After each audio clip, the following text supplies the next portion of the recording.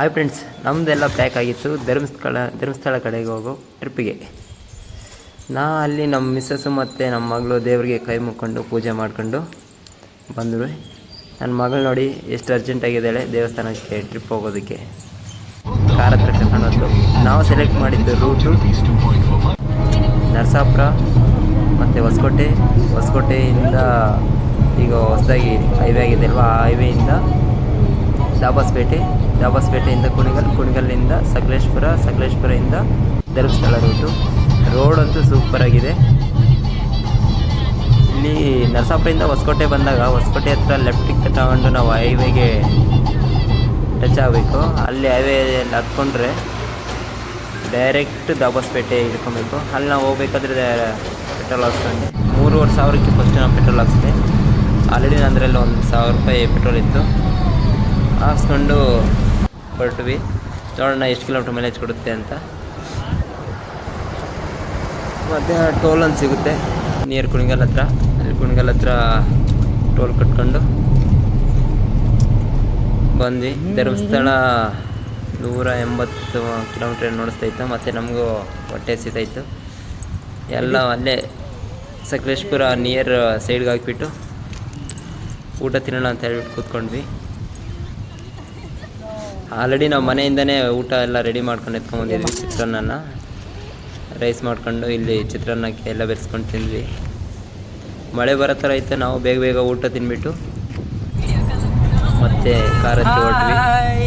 ಮಳೆ already start ಆಗಿತ್ತು, ಹನಿ but ಓಡಿಸೋದಕ್ಕೆ ಮಾತ್ರ ಸೂಪರಾಗಿತ್ತು ಕಾರು. ಆ್ಯಕ್ಚುಲಿ ಸಕಲೇಶ್ಪುರವರೆಗೂ ಫುಲ್ ಹೈವೇ, ಎಲ್ಲೂ ಸಿಂಗಲ್ ರೋಡ್ ಸಿಗೋದಿಲ್ಲ, ಎಲ್ಲ ಡಬಲ್ ರೋಡೇ. ನಮಗೆ ಮಳೆ ಸ್ಟಾರ್ಟ್ ಆಗಿತ್ತು. ಮಳೇಲಿ ಕಾರ್ ಓಡಿಸೋದಕ್ಕೆ ಸೂಪರಾಗಿರುತ್ತೆ. ಅಲ್ಲಿ ನಂದ್ರಲ್ಲಿ ಬೇರೆ ಏರ್ ಕಡಿಮೆ ನೋಡಿಸ್ತಾ ಇತ್ತು ಫ್ರಂಟ್ ವೀಲಲ್ಲಿ, ಲೆಫ್ಟ್ ಸೈಡಲ್ಲಿ. ಮತ್ತು ಅಲ್ಲಿ ಒಂದು ಕಡೆ ಏರ್ ಚೆಕ್ ಮಾಡಿಸ್ಕೊಂಡೆ. ಮತ್ತು ನಿಯರ್ ಸಕಲೇಶ್ಪುರ ಬಂದಿದ್ವಿ ನಾವು. ಆಲ್ರೆಡಿ ಜೋರು ಮಳೆ ಸ್ಟಾರ್ಟ್ ಆಗಿತ್ತು.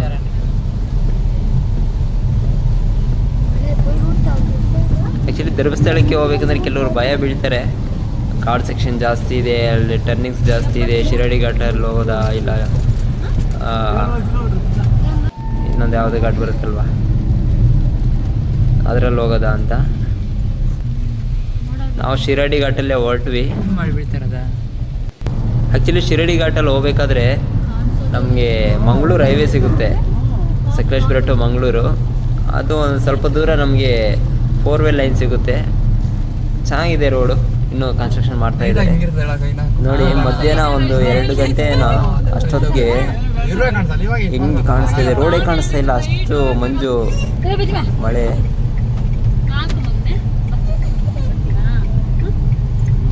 ನೋಡಿ 3:44ಗೆ ಎಷ್ಟು ಮಂಜು ಕಾಣಿಸ್ತಾ ಇದೆ, ಅಷ್ಟು ಜೋರಾಗಿ ಮಳೆ ಬೀಳ್ತಾ ಇತ್ತು.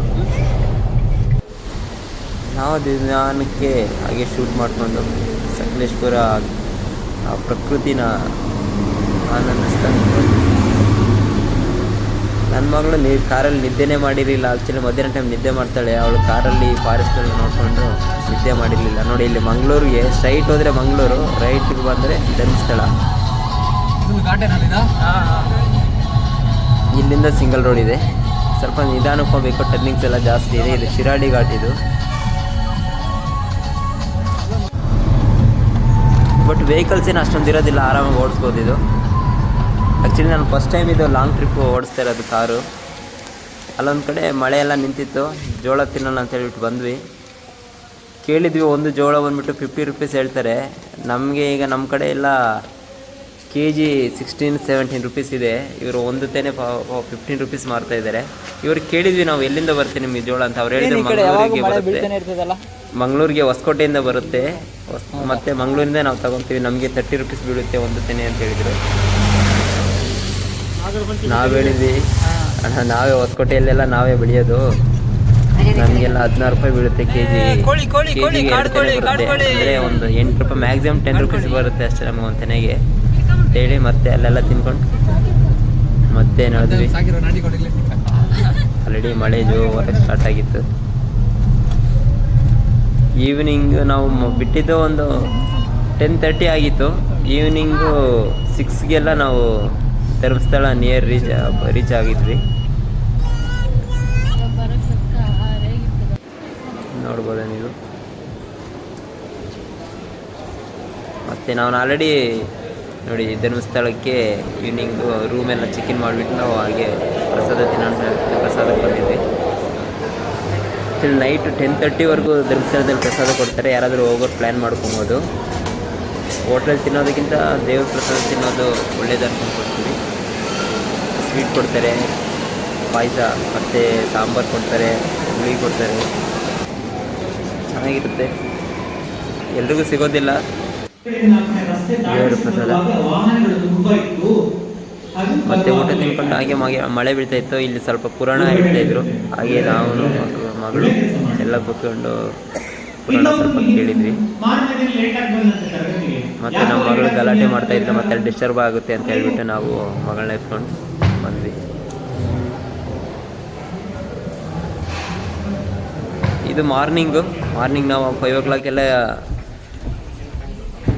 ರೆಡಿಯಾಗಿ ದರ್ಶನಕ್ಕೆ ಬಂದ್ವಿ. ನಾವು 200 rupees ಟಿಕೆಟ್ ತೊಗೊಂಡ್ವಿ. 200 rupees ಟಿಕೆಟ್ ತೊಗೊಂಡು ಬೇಗ ಹೋಗುತ್ತೆ. ಮತ್ತು ಮಗಳನ್ನ ಎತ್ಕೊಂಡು ಚಿಕ್ಕ ಪಾಪನ ಎತ್ಕೊಂಡು ಲೈನಲ್ಲಿ ಅಲ್ಲಿ ಇರೋಕ್ಕಾಗಲ್ಲ ಅಂತ ಹೇಳ್ಬಿಟ್ಟು ಬಂದ್ವಿ. ಆ್ಯಕ್ಚುಲಿ ನಾವು ಮಾರ್ನಿಂಗು ಒಂದು 4:30 ಆಗಿ ಎದ್ದು ನಮ್ಮ ಮಗಳಿಗೆ ಗುಂಡು ಮಾಡಿಸ್ಬೇಕಾಗಿತ್ತು, ಕೂದಲು ಕೊಡಬೇಕಾಗಿತ್ತು. ದೇವರಿಗೆ ಹೋಗಿದ್ವಿ ನೋಡಿ. ಆ್ಯಕ್ಚುಲಿ ನಾವು ಫ್ರೀ ಟಿಕೆಟ್ ಬಂದರೆ ಆ ರೂಮ್ಸಲ್ಲೆಲ್ಲ ಹಾಕ್ತಾರೆ, ಅದಕ್ಕೆ ಲೇಟ್ ಆಗುತ್ತೆ, ಡಿಲೇ ಆಗುತ್ತೆ ಅಂತ ಹೇಳ್ಬಿಟ್ಟು ನಾವು 200 rupees ಟಿಕೆಟ್ ತೊಗೊಂಡ್ವಿ 5 ಮೆಂಬರ್ಸ್ಗೆ. ಅಲ್ಲಿಂದ ನಾವು ಬಂದಿದ್ದು ಸೌತಡ್ಕ ನೋಡಿ. ಸೌತಡ್ಕ ಇಲ್ಲಿ ಸ್ಪೆಷಲ್ ಏನು ಅಂದರೆ, ಇಲ್ಲಿ ದೇವರಿಗೆ ಎಷ್ಟೇ ಮಳೆ ಬಿದ್ದರೂ ಕೂಡ ಮೇಲೆ ಚಾವಣಿ ಇಲ್ಲ, ಮತ್ತು ಇಲ್ಲೊಂದು ದೀಪ ಉರಿಯುತ್ತೆ. ಆ ದೀಪ ಎಂದಿಗೂ ಆರೋದಿಲ್ಲ, ಎಷ್ಟೇ ಮಳೆ ಬಿದ್ದರೂ ಕೂಡ ಇಲ್ಲಿ ಆರೋದಿಲ್ಲ ನೋಡಿ. ಸೌತಡ್ಕ ಮಹಾಗಣಪತಿ. ಇಲ್ಲಿ ಆ್ಯಕ್ಚುಲಿ ಹರಕೆ ಇರೋರು ಗಂಟೆ ಕಟ್ತಾರೆ, ಹರಕೆ ತೀರಲಿ ಅಂತ ಹೇಳ್ಬಿಟ್ಟು. ಏನಾದರೂ ಕೋರಿಕೆ ಇತ್ತಂದರೆ ಆ ಕೋರಿಕೆ ಒಳ್ಳೇದಾಗಲಿ ಅಂತ ಹೇಳ್ಬಿಟ್ಟು ನಾನು ಹುಲ್ಲು ತೊಗೊಂಡೆ. ದೇವರಿಗೆ ಅಂತ ತೊಗೊಂಡಿದ್ದು, ಬಟ್ ನನಗೆ ದೇವರು ಇಲ್ಲೇ ಕಾಣಿಸ್ತೇನೋ, ಅದಕ್ಕೆ ಹಸುಗೆ ಕೊಟ್ಬಿಟ್ಟೆ ಆ ಗರಿಕೆ ಹುಲ್ಲನ್ನ.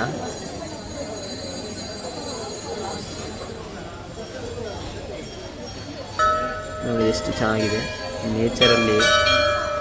ಆ್ಯಕ್ಚುಲಿ ಧರ್ಮಸ್ಥಳಕ್ಕೆ ಬಂದವರು ಪ್ರತಿಯೊಬ್ಬರು ಈ ಸೌತಡ್ಕಗೆ ಬಂದೇ ಹೋಗ್ತಾರೆ, ಅಷ್ಟು ಚೆನ್ನಾಗಿದೆ ಪ್ಲೇಸ್. ಇಲ್ಲಿ ದರ್ಶನವೂ ನೀಟಾಗುತ್ತೆ, ಅಷ್ಟೊಂದು ಜನನೂ ಇರೋದಿಲ್ಲ.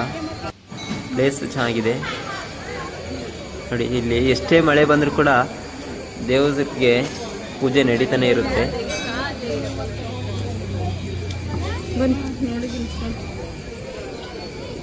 ನೋಡಿ ಎಷ್ಟು ಗಂಟೆಗಳೆಲ್ಲ ಕಟ್ಟಿದ್ದಾರೆ ಇಲ್ಲಿ. ಗಂಟೆ ಗಣಪ ಅಂತಲೂ ಹೇಳ್ತಾರೆ ಇಲ್ಲಿ.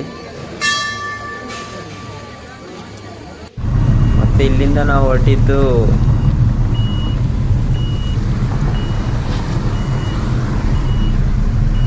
ಆಲ್ರೆಡಿ ಫುಲ್ ಮಳೆ ಸ್ಟಾರ್ಟ್ ಆಗಿತ್ತು.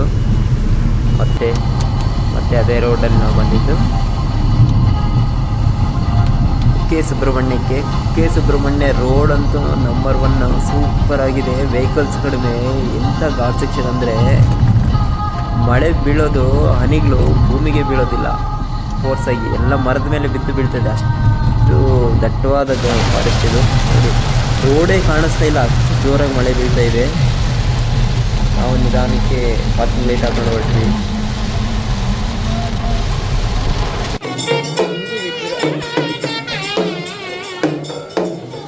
ಮತ್ತು ಕುಕ್ಕೆನ ಹೇಳ್ಕೊಂಡು ನಾವು ಇನ್ನೂ ಟೈಮ್ ಇದೆ ಅಂತ ಹೇಳ್ಬಿಟ್ಟು ಬಂದಿದ್ದು ಯಡಿಯೂರಲ್ಲಿ ಸಿದ್ಧಲಿಂಗೇಶ್ವರ